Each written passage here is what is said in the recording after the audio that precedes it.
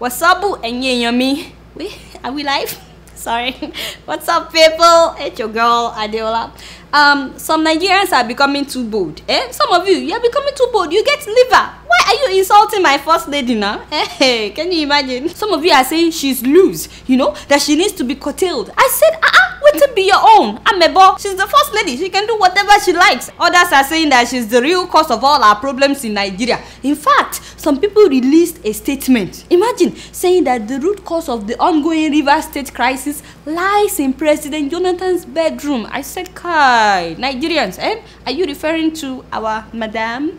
Your Excellency, in case you are watching, don't mind them, don't mind all these people. I mean, in the words of Mr. President, they are small potatoes, you know, small potatoes. I mean, why would anyone mess with someone with a honorary PhD? Someone whose husband has a PhD in zoology and luckily became the president. You know, luckily because his name is Goodluck. Yes. These people forgot that you were resurrected like Lazarus on the 7th day. Based on your testimony, because actually no one else has testified that this actually happened. But yeah, you were resurrected on the 7th day. I don't know why they are not afraid of you. A whole honorable permanent secretary of Bayelsa State, the Emperor of River State, Her Imperial Majesty.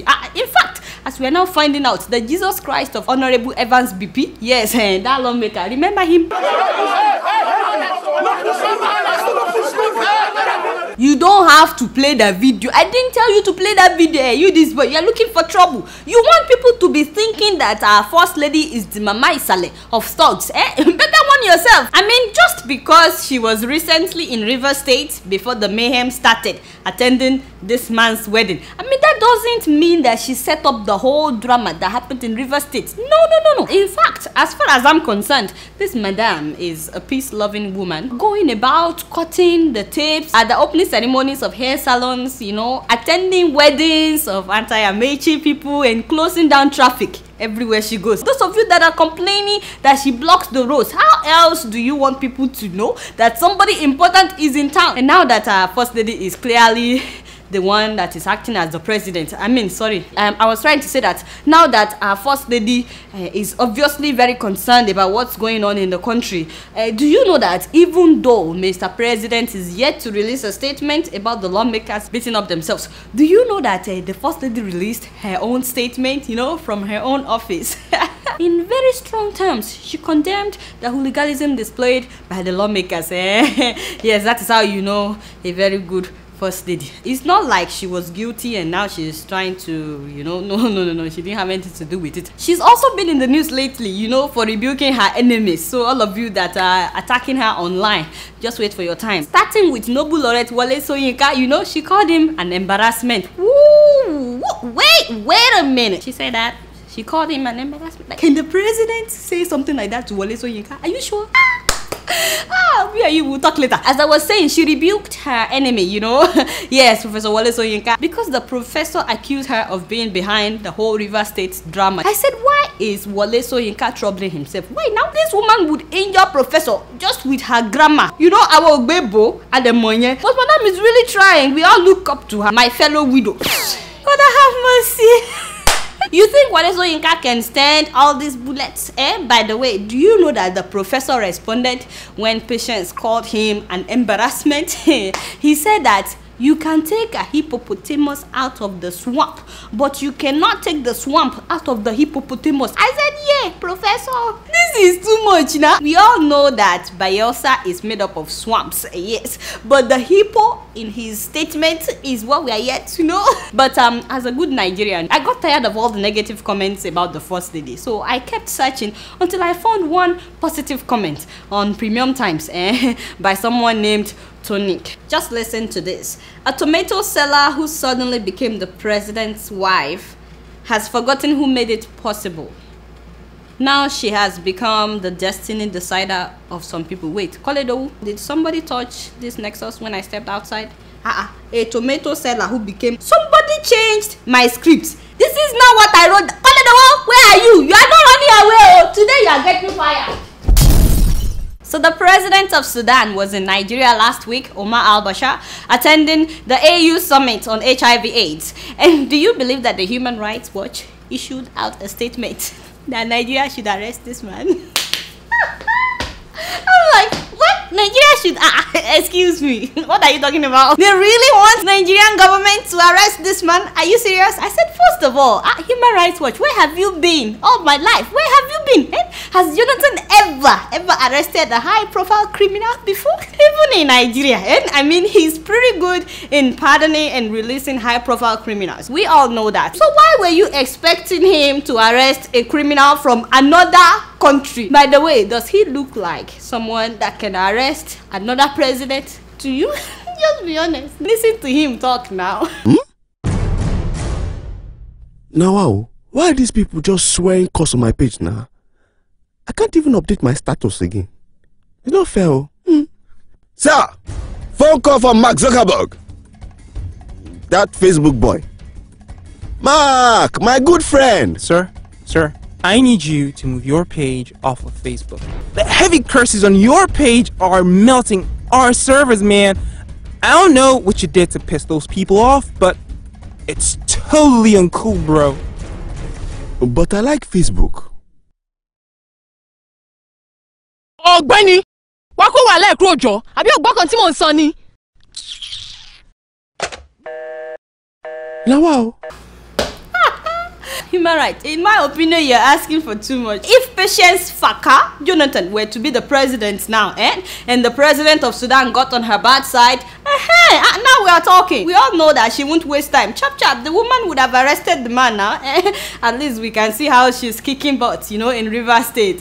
No be me talking more. By the way, that was an honest question. Do you think that Jonathan has the nerves to arrest the president of Sudan? I mean, all jokes aside, you think he can do it? I'm not saying that he's weak, I beg. I'm just saying that I find it really hard to picture this man standing up for justice to that level that he will be arresting another president when he's yet to stand up for justice in his own country. Now, jokes aside, the International Criminal Court, the ICC, put out an arrest warrant for the president of Sudan, al-Bashir, since 2009.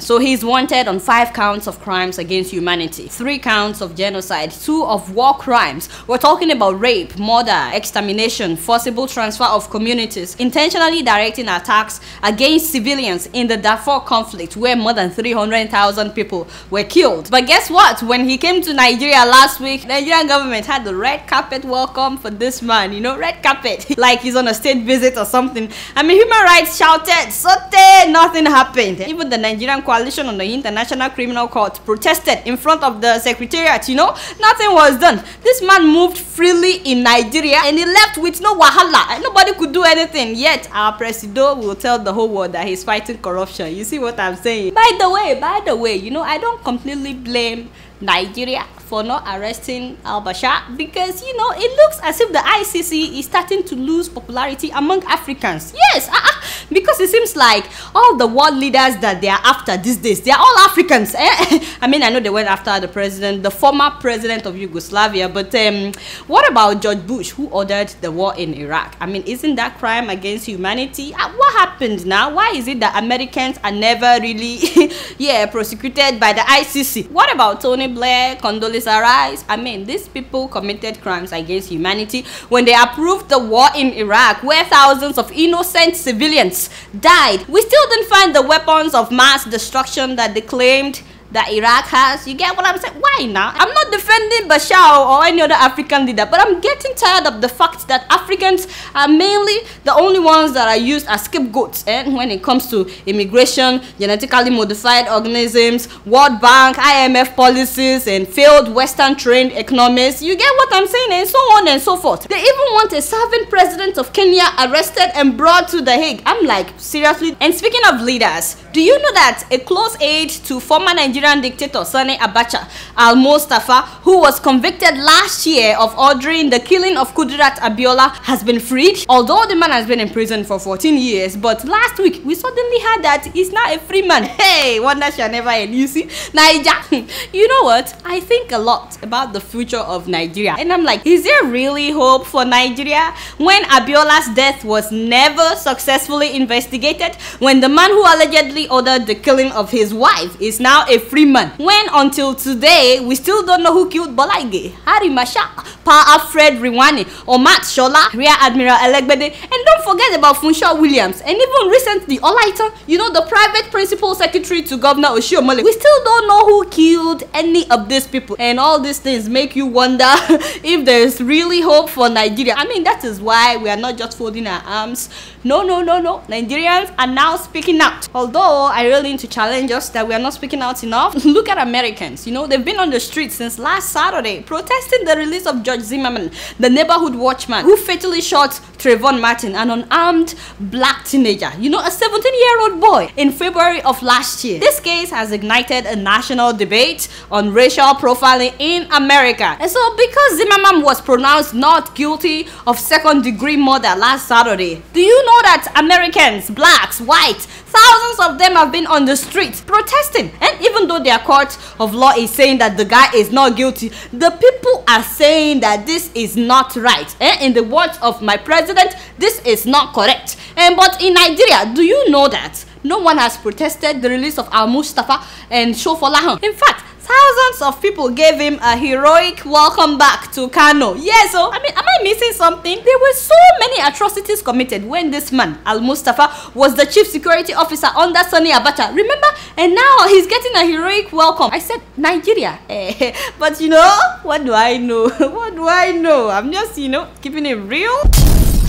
So my people, can you believe this next story? Women are being fined $5 every time they scream during childbirth in a Zimbabwean hospital. Let me repeat myself in case you didn't get that. Yes, so women of Zimbabwe in one hospital are being charged $5, pregnant women, whenever they scream during childbirth, for what they call false alarm. I said, first of all, how ridiculous can you be? How can you charge a woman for crying out loud when she's in labor pain? Who came up with that idea? It must be a man. You think women just like to shout so they can get your attention? No, not when they're having a baby. Where is that done? Only in Zimbabwe. That is besides the fact that delivering a baby in Zimbabwe can cost as much as $50.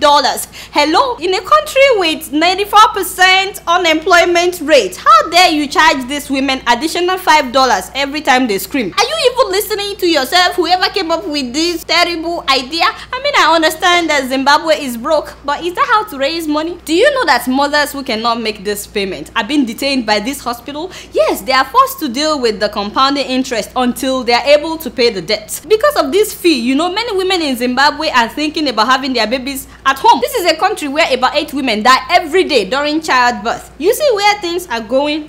Where is Mugabe now when all this is? Wait, this is Mugabe? Is this Mugabe in the white garment thing? That is Mugabe. You're sure of yourself? Call it the wall. Sometimes I like you, I don't know where you get all these features, but that is Mugabe. Okay, now I remember. Someone was telling me that last week Zimbabwean president attended the Apostolic Church customary retreat in the mountainous eastern highlands of Zimbabwe. This must be this must be it, Call it the wall. You not do well. You not do well. You are no longer fired. But the thing is, this church, the Apostolic Church, is becoming a powerful force in Zimbabwean politics, which is why even the Prime Minister, you know, Morgan Tsvangirai, you know, was also there last year. And the reason these politicians pay homage at this church is because the church has hundreds of thousands of followers all over the country, and they tend to follow the teachings of their leaders very, very closely. So it's very obvious, you know, that Mugabe is seeking re-election by fire by force. If he has to go and lead in front of a pastor so the pastor can pray for him, if that is what it would take to get people to vote for him, this man is ready to do it, as you can see.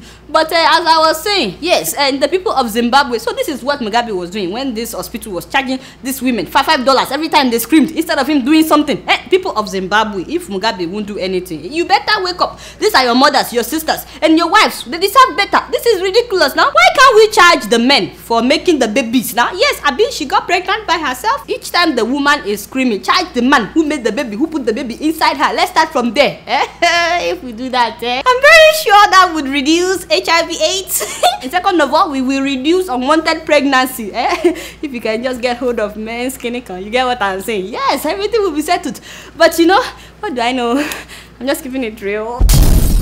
Speaking of mothers, you know, in Kenya, 2 young children have now been adopted by a dog. Yes, you heard me right. A dog has adopted 2 children in Kenya. My people, meet Oscar, a very special dog, by the way, who has taken it upon herself to look after 2 children after their mom, who is an alcoholic, left them in order to seek treatment. The children are 7-year-old David Mbogo and 6-year-old Mary Wanjiku. They actually live with their grandmother, but the grandmother works frequently and she's also burdened with caring for 5 other children who are left in her care. So the children spend more time with the dog, who is up at 6 a.m. every day to take them to school, and then she hangs around their school until it's time to escort them back home. Oscar is the one that plays with them whenever their grandmother is busy, and she's had to come to their rescue many times when these children got lost. According to David and Mary's grandmother, Susan Wanjiku, the dog is the bright light in the children's dismal situation. I mean, just take a look at this clip. 7-year-old Mbogo and his 6-year-old sister Wanjiku have been living with their grandmother after their alcoholic mother abandoned them 7 years ago. Their grandmother is, however, often away from home. She has to tend for 5 other children left in her care. So their unusual foster mother has been taking care of them since they were abandoned by their biological mother. Meet Oscar, the adopted mother of these 2 children. Wakati nilikuwa naenda kazi, hasa tulikuwa tunawatoa nje, hasa wanabaki na hiyo dogi, lakini sasa umba ilianza kuwazoea. We caught up with the mother to the 2 children, who unfortunately is still addicted to her local brew. Kibarua nafanyanga ya 100 na iwezi tosha. Wasn't that wonderful? You know, the story shows you just how deep the bond between pets and their owners can be. And you know what? Since the story aired on news channel K24 in Kenya, the children's grandmother has received gifts and help from a number of different sources. In the past, they were taken to a children's home, but then they were returned, and I don't understand that. Because, you know, I'm sure that Kenya has a child welfare department that can take care of these children. I mean, a country where MPs are overpaying themselves and even going all the way to China to buy their furniture. Did you hear about that news? Yeah, so Kenyan MPs, they all plan to travel to China, you know, like Nigerian officials went to China the other day. They want to go to China to go and buy their office chairs and other furniture. How ridiculous. Don't tell me that none of these MPs is aware of what these children are going through. Just imagine if one of these MPs will decide to help these children. But what do I know? I'm just keeping it real. So last week, I spoke a little bit about immigration reform bill here in the US, and for God's sake, I asked that you guys please sign a petition asking that they do not get rid of the green card visa lottery. But can you believe that? Not even up to 100 people signed this petition. I mean, more than 10,000 people watched this show last week. So can you please take a minute now and sign this petition? Even if you're already here in the US, maybe one of your relatives that is trying to come, maybe they can win if they don't ban this thing. So please take a minute and sign this petition. So last week, I asked you guys to please suggest who you think could be a good candidate for Nigeria in 2015. And that was an idea by one of the viewers of Keeping It Real. His name is Abi Kesenha. He's actually a Kenyan. And I was really amazed by the number of responses that I got. The first email is from Moses Adoga. He says that our choices are limited in 2015. And the individuals that will bring about real change in Nigeria will not be given the opportunity by their parties. I wish to predict that we will be stuck with the uninspiring and non-courageous Goodluck Jonathan. If wishes were horses, I would prefer either Senator David Mark, Professor Jerry Garner, Pius Anyim, or Nuhu Ribadu. Another person, Abdulrahman Goba from the US, says, I think Dangote should be the next candidate because all the presidents that Nigeria had in the past were all hungry and greedy. And then this person also said that Fashola Babatunde is also a good candidate, as we have seen his good works in Lagos. Adeola, let me be honest with you, all I care about is seeing progress in my country. I don't really care who rules. The third email is from Akachuku Igu. He says, I think Madam Patience Jonathan should be given a chance. And these are my people. Fucker, Jonathan. Sorry. He says that if nothing else, at least the traffic in Abuja will cease to exist. Since she will reside in Abuja, that would mean total shutdown of traffic, as is always the case wherever she goes, you know. I'm just keeping it real as well. Thank you, Jare. So the next email is from Joshua Omogu. He says General Buhari may be the best option for 2015. I may be proved wrong though. And then he says, while he has his own faults and should be more careful with some of his statements, I still maintain that his staunch discipline and stand against corruption makes him better than many. Okay, but wait a minute. I'm getting emails only from men. What happened to women now? This one is from Haruna from London. Mr. Haruna says that I would suggest Governor Fashola as president and Akpabio of Akwa Ibom as his vice president. Wait, Akpabio, are you for real? You might question my choice of Akpabio. Oh yes, I did, but believe you me, he has done the impossible for his people. Akwa Ibom is the only place in Nigeria today where power is almost constant 24/7, where education is free for all school ages up to secondary school, and this man pays 21,000 naira as minimum wage as opposed to the 18,000 naira that the government requires. I have never met this guy, neither am I from Akwa Ibom, but I like to say it the way it is. Whoa. My people from Akwa Ibom, is this true? Let me know, because you know I've never been to Akwa Ibom. I would love to hear from people of Akwa Ibom. Our next email is from Steve. Steve says that the present governor of Edo State, Oshiomhole, will be a good candidate for 2015. Oshiomhole is fearless, he's able to take difficult decisions and execute programs that are beneficial to his people. You're probably right about Oshiomhole, but the present execution of those 4 guys in Edo really put him in a bad light. The next email is from Honorable Olukayode Banjoko. He says Nigeria need rebuilding from the scratch, not recycling leaders. Whoa. That is true and very deep. So Folashade Ario from Italy. Wait, do men bear Folashade in Nigeria? I'm just trying to make sure, because if it is a woman, then that is wonderful. Folashade is saying that she would be a good candidate for 2015. Wait a minute. And then she listed her agenda if she were to become the president. Oh, okay. First of all, I'll take care of our ports and ocean limits, refine our petroleum at home. Bless you. And our prisons in Nigeria must be an adequate place for human beings and not animal farm. God bless you, Jari, my sister. Farming and irrigation projects needs to be modernized. I mean, we live in Italy and we know what farming and fish farming project really mean. Immigration and borders of our beloved Nigeria must be worked on. That is true. Infrastructures must be upgraded. Number 7, electricity. Number 8, all investors must fabricate their products in Nigeria or no investment at all. Amen, somebody. You know, I'll vote for you, You know what? I just want to take a minute to thank everybody who took the time to send me an email, a tweet, or a comment on YouTube about who they think should be the next president in 2015 in Nigeria. Unfortunately, I cannot read all the emails because it's quite a lot. So that's all the time I have for emails today.